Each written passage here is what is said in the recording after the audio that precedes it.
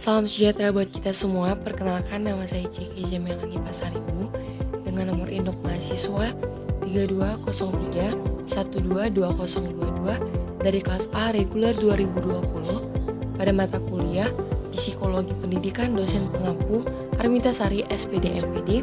Di sini akan menjelaskan tugas proyek mengenai pembahasan mini riset sampai ke rekayasa ide. Berikut pemaparan materinya. Pembahasan materi yang mengambil judul Belajar yang Menyenangkan, Berhasil, dan Membangun Karakter. Belajar merupakan proses yang terus terjadi secara berkesinambungan dalam kehidupan manusia, baik dilakukan secara sadar ataupun tidak sadar. Nah, belajar merupakan perubahan tingkah laku ataupun penampilan dengan serangkaian kegiatan. Misalnya, membaca, mendengarkan, meniru, dan lain sebagainya. Pembelajaran adalah proses interaksi peserta didik dengan pendidik dan sumber belajar pada suatu lingkungan belajar. Ada media yang digunakan dalam pembelajaran seperti media visual, media audiovisual, dan peta dan globik. Nah, suasana belajar yang menyenangkan dan berkesan akan menarik minat peserta didik untuk terlibat secara aktif sehingga tujuan pembelajaran dapat dicapai maksimal. Cara agar pembelajaran menjadi efektif dan menyenangkan dengan menentukan tujuanmu, belajar disiplin yang dalam belajar, mencari kawan belajar, ciptakan tempat belajar yang nyaman, rutin minum air putih, lebih mengenal tipe belajar sendiri, buat catatan sendiri, dan lain sebagainya. Keberhasilan proses belajar yang dilakukan guru dapat dilihat dari adanya peningkatan penguasaan serta pemahaman peserta didik terhadap materi pelajaran yang umumnya dinyatakan dengan nilai dan angka.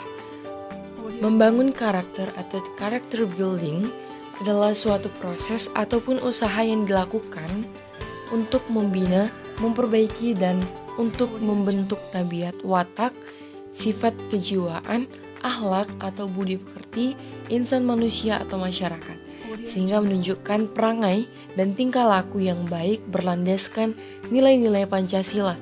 Beberapa hal sederhana yang dapat dilakukan para guru untuk membangun karakter siswa, yaitu menjadi contoh bagi siswa, menjadi apresiator, mengajarkan nilai moral pada setiap pelajaran, bersikap jujur dan terbuka pada kesalahan, mengajarkan sopan santun, dan lain sebagainya.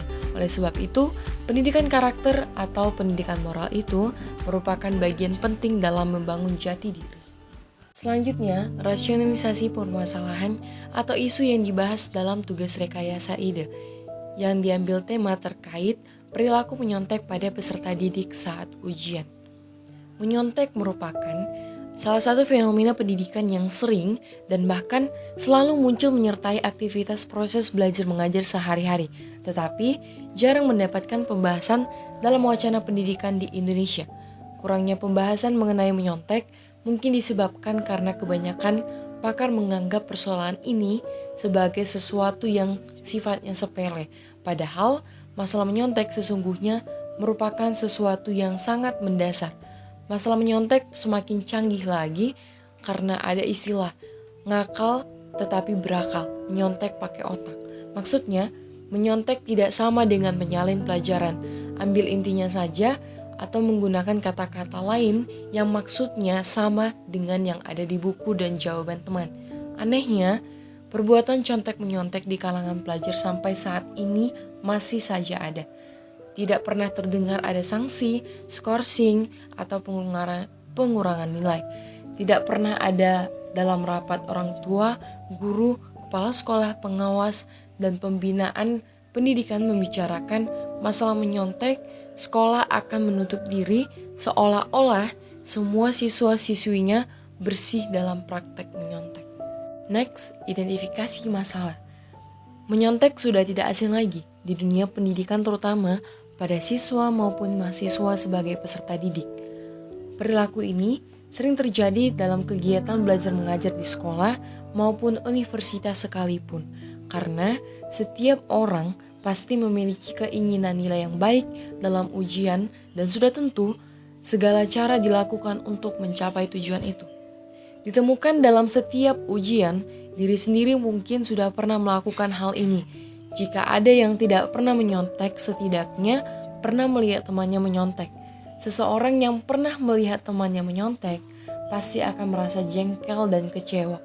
Guna memperlancar proses belajar mengajar dalam dunia pendidikan, setiap siswa dibekali ilmu pengetahuan dan juga mereka diwajibkan membekali dirinya sendiri dengan ilmu pengetahuan untuk menembus persaingan yang semakin ketat dan memotivasi diri untuk lebih berkembang dan mendapatkan prestasi yang gemilang. Persaingan yang ketat membuat siswa melakukan banyak cara untuk mendapatkan hasil yang maksimal.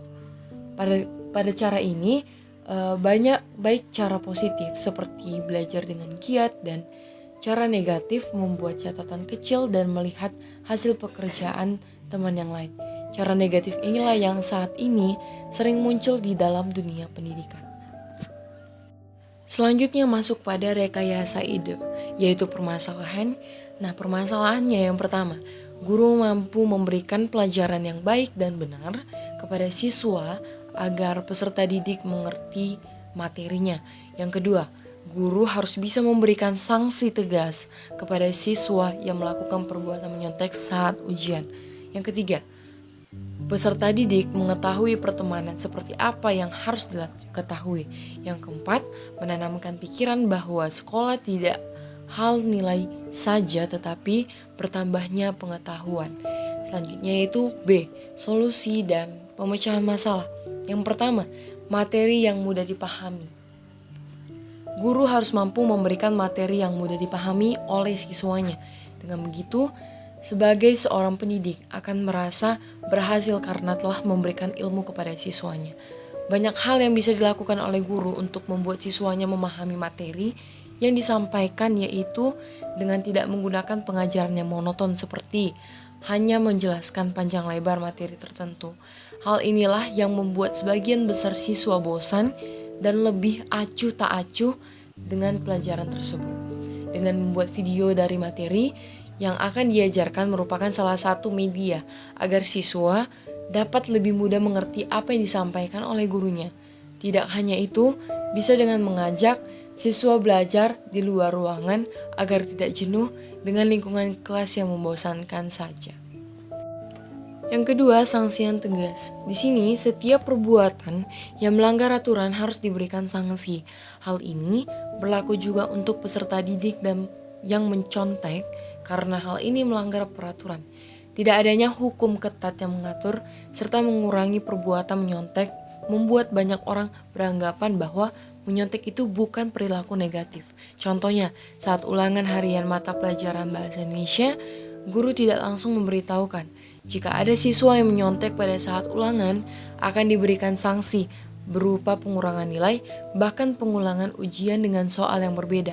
Jika langsung dikatakan oleh guru seperti itu kepada peserta didik, saya rasa mereka akan takut dan mungkin tidak akan melakukannya lagi. Tapi terkadang walaupun diberikan sanksi yang begitu, masih tetap ada peserta didik yang berani menyontek.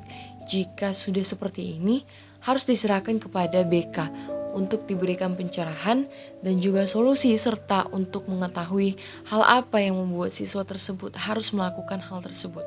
Apakah mereka karena tidak belajar atau hal yang lain. Melalui BK atau bimbingan konseling juga dapat membuat siswa yang lain akan takut menyontek. Jika seperti ini sampai ketahuan akan masuk ke BK. Dan yang keempat, sekolah bukan mengejar nilai tetapi pengetahuan.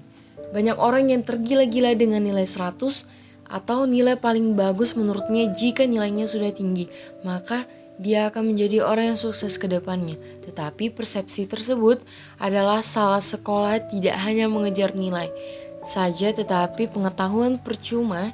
Nilai kita 100 tetapi pengetahuan yang ada di otak kita tidak ada, itu sama dengan 0. Memang semua orang ingin nilai yang bagus, tetapi alangkah baiknya mendapatkan nilai yang bagus sekaligus pengetahuan yang banyak. Kita tidak bisa meraih cita-cita jika hanya mengandalkan nilai, tetapi ilmu, karena yang dibutuhkan dalam menggapai cita-cita ilmu pengetahuan dan juga kerja keras dari diri orang tersebut. Dan yang terakhir yaitu kesimpulan dan saran. Perbuatan menyontek merupakan mendapatkan sebuah hasil tanpa adanya proses belajar ataupun perbuatan yang curang. Faktor penyebabnya ada dari diri sendiri dan juga faktor dari luar. Untuk mengurangi peserta didik yang menyontek saat ujian, guru harus memberikan sanksi tegas kepada siswa ketahuan serta dapat memberikan materi yang mudah dipahami supaya siswa dapat tidak melakukan perbuatan curang saat ujian karena sudah mengerti pelajaran. Dari siswa itu sendiri harus pintar dalam memilih teman pergaulan di mana yang membawa ke arah positif atau ke arah negatif serta mengurangi rasa malas dan prinsip mengejar nilai. Harus menanamkan prinsip bahwasannya nilai yang bagus tanpa pengetahuan sama saja dengan nol, tetapi nilai yang bagus dengan pengetahuan yang baik adalah modal terbaik menggapai cita-cita. Nah, sarannya yaitu sebaiknya ada peraturan yang keras untuk siswa yang menyontek. Dan yang kedua, penyampaian materinya kepada peserta didik sebaiknya disampaikan dengan baik dan benar supaya anak didik mengerti. Terus kepada peserta didik agar pandai dalam memilih pergaulan, dan yang terakhir menghilangkan rasa malas dari belajar. Demikianlah hasil pemaparan mini riset ke rekayasa ide yang saya paparkan. Semoga bermanfaat buat kita semua. Sampai jumpa di next video dan terima kasih. Salam sejahtera buat kita semua.